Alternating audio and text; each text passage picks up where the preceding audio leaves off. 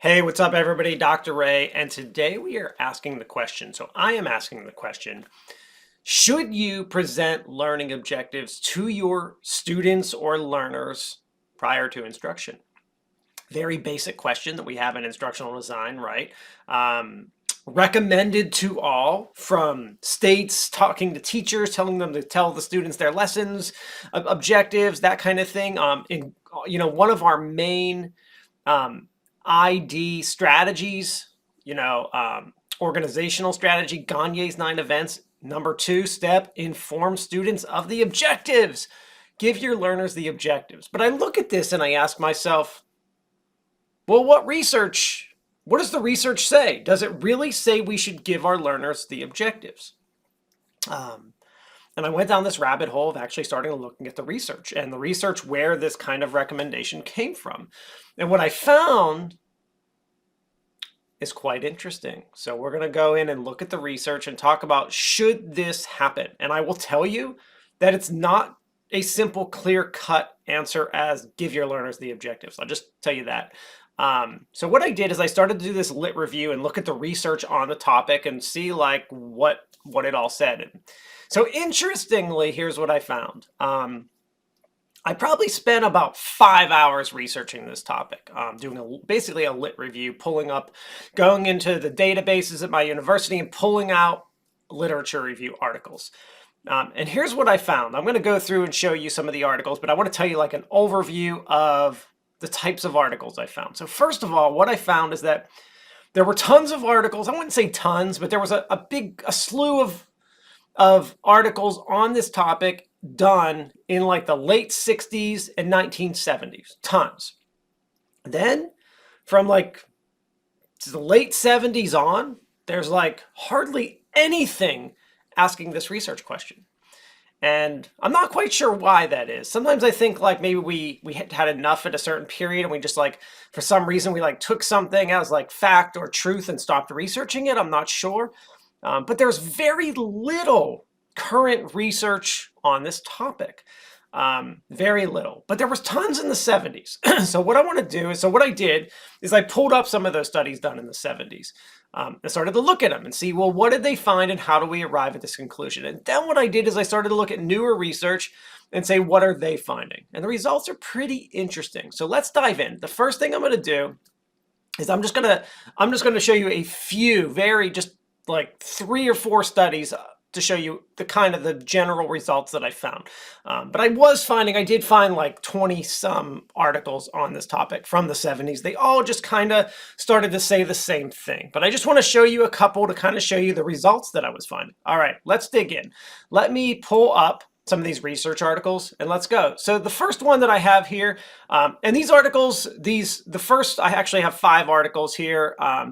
The first 4 are actually from the Journal of Educational Psychology, very highly respected journal, peer-reviewed, great journal, very highly looked at, all that good stuff. So keep that in mind that I'm looking at good research. Even though they're from the 70s, that doesn't mean they're not high-quality studies. That also doesn't mean they don't apply to today either. A lot of these studies were done really well and are good. So let's take a look. First one. So what this first one did is that it looked at instructional objectives, how you gave the objectives like broad goals versus like very clear objectives, and then looked at like, did the students only learn those objectives or did they learn some of that like other knowledge that was embedded in there that might have been required for the objectives. And this first study done by Roth, Kopf, and Kaplan, hopefully I pronounced those names correctly. And this one was done in 1972 as well. Did find an increase from both. Found an increase in giving students the objectives and found an increase in that incidental like knowledge required for the objectives. Now, specifically this study, which I find interesting, is that they found that giving the students like an overall goal was not as good as giving students a specific learning objective that they were trying to learn. All right, let's look at another study. And I'm just kind of going through, like, 'cause I just want to pull up like the main general ideas of what these studies were finding. Another Journal of Ed Psych, also Kaplan again. As you can see, some of these names start to come up as someone's doing like a lot of research on a topic. They start to become an expert. Now, this study is kind of interesting. So the results are similar, but a little different. Let me explain why. So what they did is they presented the objectives before the text with and without relevant information about the objectives. And then they presented the objectives after the test. So after the text, with and without relevant. So they gave the students, like some of them had the objectives before and some had them after they read through. So how did that work out? Well, interestingly, what they found is that it didn't matter if you gave the students the objectives before or after. Actually, giving them the objectives after the text, not before, led to the same amount of knowledge increase, which is really, really, really interesting. And then what they found is that incidental material, like in addition to the objectives that was in the text, was actually learned better for the group that had the objectives after rather than before, which is also really interesting. And just another finding of this study, which more time looking at everything was consumed by the group that received no objectives. So the group who didn't have like that objectives beforehand spent more time reviewing the material, which is fascinating. So what does that mean? What does this study mean? This study means that when they weren't given the objectives, they spent more time, learned just as much about the objectives, but also learned that incidental material more. So this is one of those, okay, interesting finding. I can save my students time by giving them the objectives. They'll learn just as much. But if there's any incidental or extra fluff in there, things to get to those objectives, they might not focus on that if they're only focused on the objectives. So interesting study. All right, let's review some more. And finally, another article from the Journal of EdPsych, and then we're going to get to a later study because we have these old ones. Like, I just want to summarize like the 3 different types of findings I was generally seeing. So interestingly, in this study, what they did, this is another Journal of EdPsych, 1971, Jenkins and Dino. What they did is they actually assessed multiple groups, and then they gave them learning objectives. And what they did is, so what they found is what I liked about this study is they actually had a control group who got no instruction, just took the test to prove that learning took place. But what they found in this study, this was a 2x3 factorial, 112 subjects were randomly assigned into one of 6 experimental conditions. The objectives used were either general or specific and were provided either to teachers only, to teachers and students, or students only. Although significant learning occurred for all instructional conditions compared to a test-only condition, neither knowledge nor the objective type created a significant difference. So what does that mean? So if you go through and actually read this study, what they found is they didn't find any difference that providing these students the objectives, either general knowledge, like more like goals, or very specific learning objectives, did not make a difference in student learning. So we found one study that we had a big difference, that the first study here, the students got the specific or learning objectives, they learned more. Second study we have here, we found that presenting the objectives before or after both made a difference. So but it did make a difference compared to not getting them at all. Then this third study, what we find is that we actually didn't find a difference. The goals versus just an objective didn't make a meaningful difference in how the students learn. So what does all that mean? Well, there's some interesting insight to be gleaned from these kind of studies. And it wasn't just these 3 studies. I actually have another one up here, right here. There were tons that all had similar findings to these. I found a few lit reviews on the topic, and basically what they said is that the data is mixed. So these 3 studies kind of represent the types of findings authors were getting. So I started to look at some more future research and some of the idea behind learning objectives and why we would include them in instruction if the data was mixed like this. And let's kind of get to that. So I found this new study, which This study was done in 2000, well, it was published in 2020. So let's just start there. Published in 2020. And basically what they did is they, again, looked at the efficiency of learning objectives. And you can even see in this study some of the things that they found, like in their lit review, they basically say, you can see they start off like citing these studies from the 70s and like a couple lit reviews in the 2000s, but like there's very little work. And in fact, one of the key things they state in this study, to date, very few studies have systematically evaluated the effect of learning objectives on student learning. Interestingly, to date, very few studies. And that's sort of true because they did, I feel like they did a handful in the 70s, but like we're talking, 50 years later, and that's all we have. We don't have a lot. Another key finding, moreover, researchers tend to use various terminologies such as learning objectives, outcomes, behavioral objectives, instructional objectives, and they use them interchangeably. So that can also be problematic as well. Okay, so let's get to what they actually did. And what I'm going to do is I'm actually going to take you to their study because the study's good and I like it. So here's what they did. So in this study, you can see here's like what their study is, and then we'll look at the results right next to it. So they had a person have no learning objectives, read a passage, take the test. Have someone with learning objectives, read the passage, take the test. Have someone with only a few learning objectives, read part of the passage, go back, get 3 more learning objectives, read part of the passage, and do that 5 times, and then take the test. Here's what they found. So the control that got no learning objectives at all scored significantly lower than the other 2 groups. So what we find in this study is that learning objectives did make a difference. However, there was no difference between getting all the learning objectives up front and getting them interpolated, as they call it, just throughout the passage. There was no difference there. But what is interesting too is you can see that the difference, we're looking at almost a 0.5 and like a 5.5 difference, like a half a point difference on the test of 15 questions. So while it's a significant difference, how significant is it?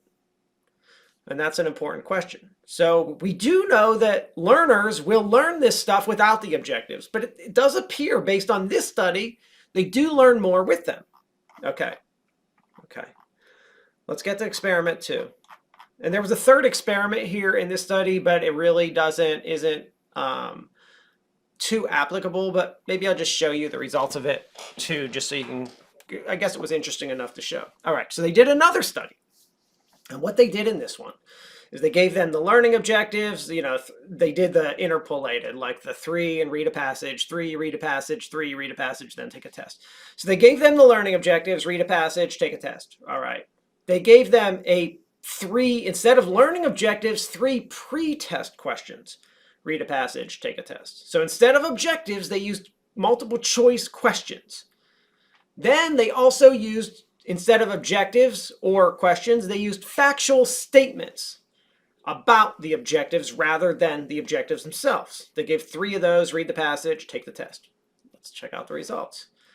Interestingly enough, the multiple choice test scored significantly higher than the other 2 groups, with the learning objectives scoring the lowest. This is a fascinating finding, one that needs to be explored more. Is there something here that maybe challenging the students with the multiple choice questions is better than learning objectives? Interesting finding. Okay, let's just go to the next study and then let's talk about all this and kind of what it means. So they did another study. This is the final one I'm going through, then we're talking. All right, so what they did in this one is they used multiple choice, and they wanted to compare, since multiple choice did so well in the last study, they wanted to see that effect. So they compared multiple choice versus short answer for objectives. And what they did is they had a multiple choice test with feedback and a multiple choice test without feedback. And ironically, they found that the groups that were given no feedback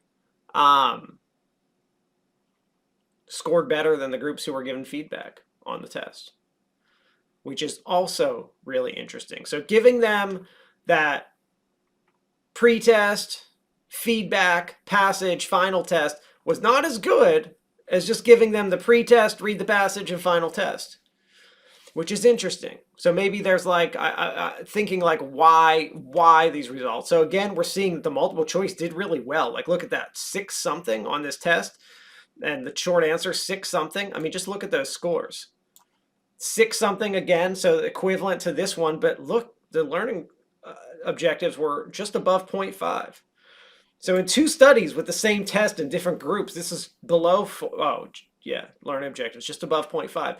So you can see that in over 3 studies, getting these multiple choice questions versus the learning objectives appeared to be a better than having the objectives. Okay, so what does all this mean? I just went through 4 different, or really with this one was 3 different studies. What does any of this stuff mean? And what did I learn from the process, and what can you take away from it? So first of all, I think when we're looking at just the research, and let me actually go back to Gagne's 9 events here, where we say inform the learners of the students of the objectives. So should we do this? So first of all, I would argue that the data is mixed on the topic, first of all, which tells me 2 things. One, we need more research on the topic. We really do. If you're like a PhD student looking for a research topic, boom, this could be an excellent one. You could be in all the textbooks about your learning objective research. Seriously. I mean, maybe I should do it. If I had the time, like I would, but I don't. So I'm telling other people to do it. Who knows? Maybe I would do a study. Like this is the kind of stuff that interests me. I think it's cool. I think that we need more data on the topic. We need to know when and where learning objectives are appropriate and when they're not. I think just a blanket statement saying they are, it might not be always appropriate. And I also think we need to look at those alternatives to objectives, like go more into that multiple choice. Like, is there something really there? Was it just a fluke, these few studies? Let's go examine that and see. Like, maybe there's something there. And instead of saying inform the learners of the objectives, it'll say like, give the learners a pretest. And we do that. You know, Gagne's next thing is stimulate recall of prior learning. So he's doing both. But like, maybe we don't need this part. Maybe if we include both of these pieces, it actually hurts learning. Maybe if we inform the learners of the objectives and then stimulate prior knowledge by giving them some kind of pretest, actually hurts learning by doing both of those together. I don't know. These are the types of questions we need to ask as a field. Okay, so that's the first thought I have. Next thought I have is the data is mixed. And it overall, though, does appear that informing the learners of the objectives does help in some way. I mean, there was the one study, and there were other studies that found no significant difference. But I didn't find studies that said, like, objectives made it worse for the students. As long as they were, you know, well-written objectives, really for the content. Like, I didn't find studies saying they were worse. So I don't think you're hurting anything by adding the objectives. I think that if anything, it actually is helping because there was a number of studies showing it did help. So I think you are helping by doing it. So do I blanketly, when I create my next course, am I going to inform the learners of the objectives? Absolutely, yes. Will I teach my students to do it? Absolutely, yes.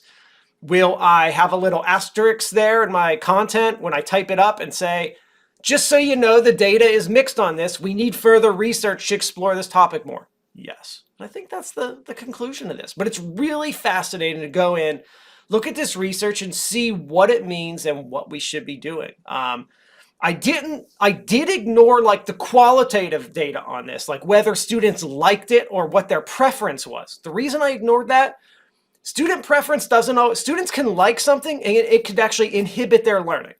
So I did not look at that part of it. I did not look at that qualitative piece. So just be aware of that if you comment on this, but students like it. I didn't look at that. That wasn't my question.